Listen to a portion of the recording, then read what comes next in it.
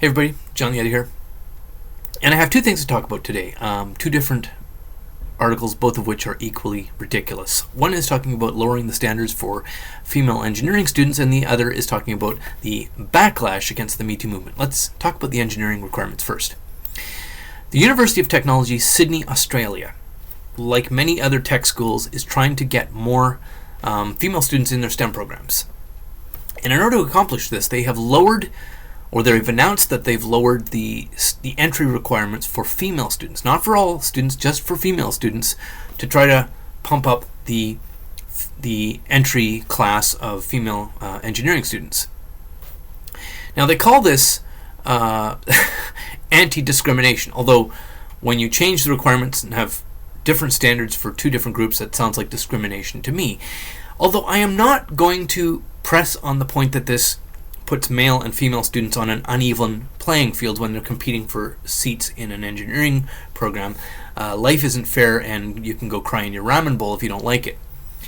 I think there's a deeper and more long-reaching consequence here, and that is that if you lower the standards for female students to get into an engineering program, and you keep the standards where they are for male students, you're basically creating a school that produces two different qualities of graduating engineers. Now, one of the things that the director of IT for this school says is, quote, "We are not taking in underperforming students or doing tokenism here." Well, that's wrong. That's in fact precisely and exactly what they're doing. But she goes on to say that nobody's getting a free pass. They all have to do the degree requirements and the internships. Okay, well maybe once in the program they all have to compete on an even playing field. But does anybody really think that that's going to hold true if we looked more closely at this? No.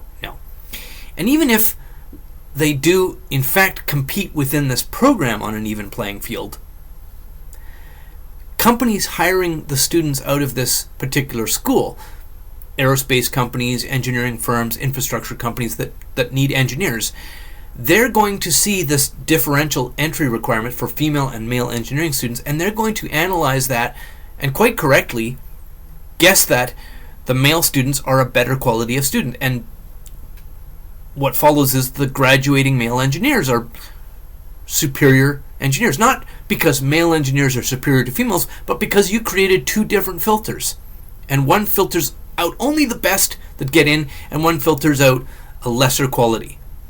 Filters in a lesser quality of student. That means that companies are going to want to hire male students more than female students out of this school, which is going to influence their salaries, which is going to just be more and more fuel for the endless whining of female oppressing inequality. So I don't think this does anybody any favors. It certainly does these female students no favors whatsoever.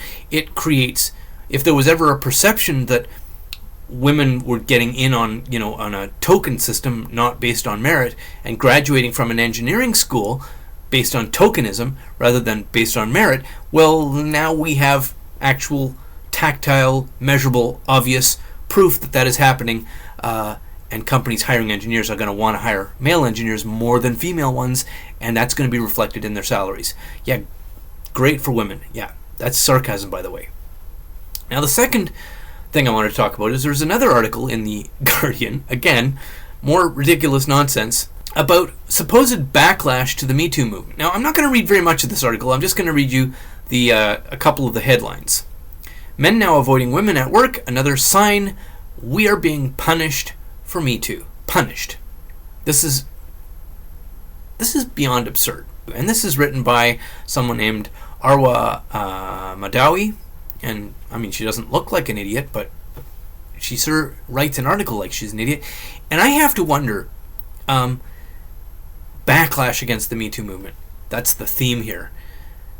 Does this author, and presumably her editor and her publisher at The Guardian, are they really this level of idiot ding-dong, or is this trolling? Like, are these the two choices? That this woman actually, and her editor and her publisher, that they all completely fail to understand the purpose of the Mike Pence rule, or however you want to call it? Or are they writing this article knowing that they're lying as a kind of a troll, as a goad, as a public taunt. I can't tell. But it occurred to me that there's a third possibility. Now, one of the subheadings says, a new study has found that United States men appear to be following Mike Pence's lead. Maybe they're angry that Metoo ever happened. It's yet another form of victim blaming, another way to quietly put women back in their place. The ridiculous absurdity here boggles my mind. It's jaw-dropping. And I feel like I have to explain something that should be obvious to everybody. Even ridiculous ding-dongs should understand this, but apparently I have to explain this. And so if all of this is super obvious and boring, I apologize. You're free to turn this off. What the hell is going on here? Now, before I try to explain what I think is going on, I'm going to have to tell a little story to provide context. And this is something that happened to me when I was in elementary school. I was like 8 or 9 years old, or possibly 10, but I think 9. And I was very young.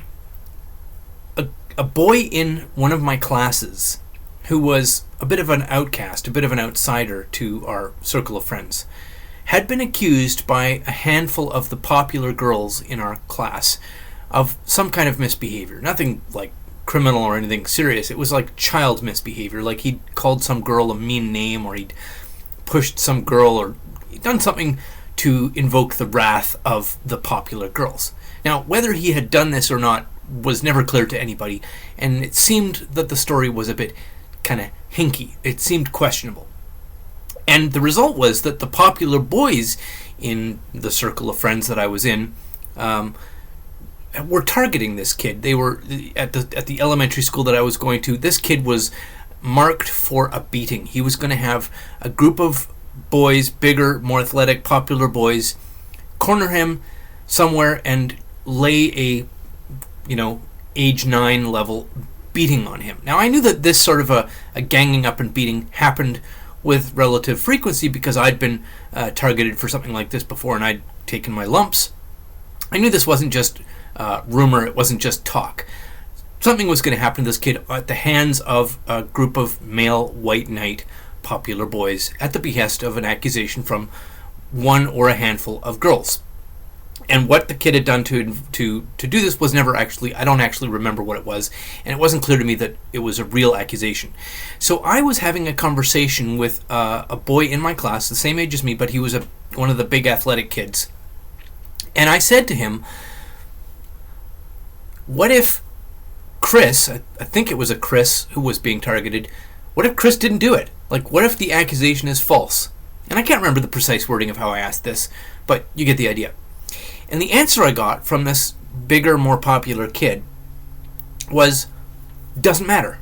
It doesn't matter if the accusation is false. It was not a material fact whether the accusation was real. That was just like, he didn't have to think about it. It just came back right away, doesn't matter. And there's a reason I'm telling this story. That's how justice has worked all over the world before we had a court system. The role of the court system in Western civilization is so that vigilante retributive violence is not how human beings resolve their differences and their grievances. When we have a serious offense, a serious grievance, we in Western civilization have devised this social and legal custom that we go through this formalized process called the courts, which weigh evidence, which look at testimony, which look at all kinds of stuff. We have forensics, we have DNA, we have video camera surveillance, we have judges that weigh your evidence, we have an adversarial legal system where you have a legal defense team and a prosecutor.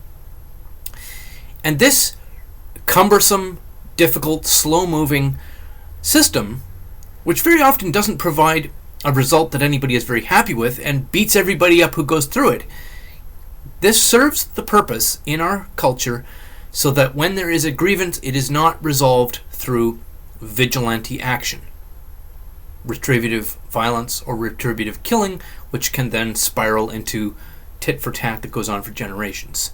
And I've seen the tit for tat happening for generations in places where we don't have a culture of an established, entrenched legal system.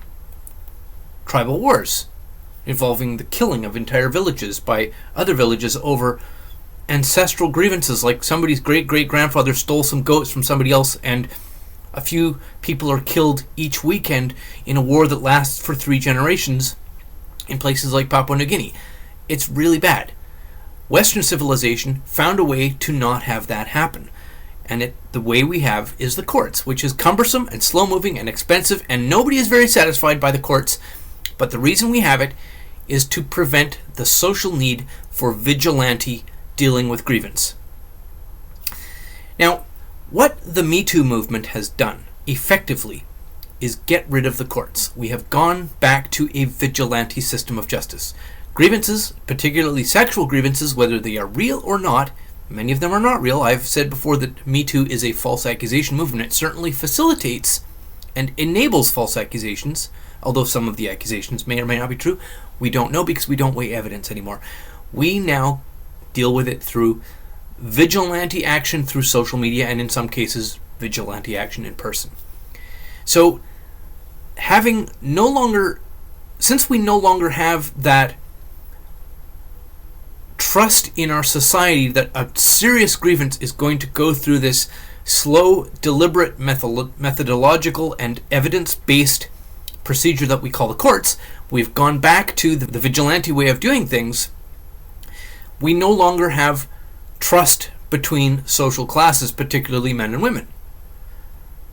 If there's a grievance, we don't trust anymore that it will be resolved through evidence, which means that you're not safe. If there's an accusation, you're going to be targeted for vigilante justice, whether it's the form of a beating, as in the story that happened that I told you about when I was in elementary school.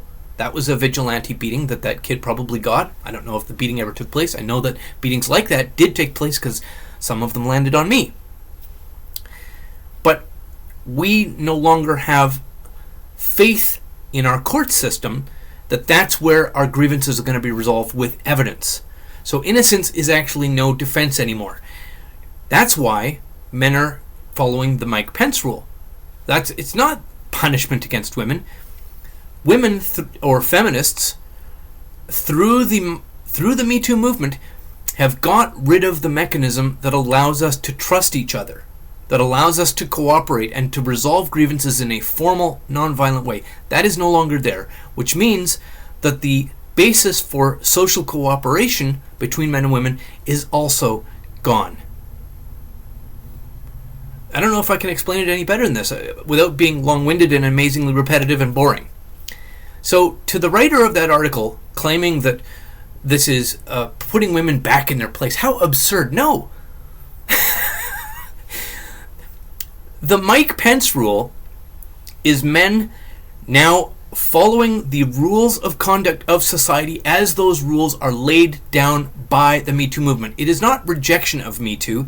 It is exact conformity. It is precise conformity. Mike Pence rule, practiced in all its variations, is precisely conforming to the rules of society as they have been changed successfully by the Me Too movement.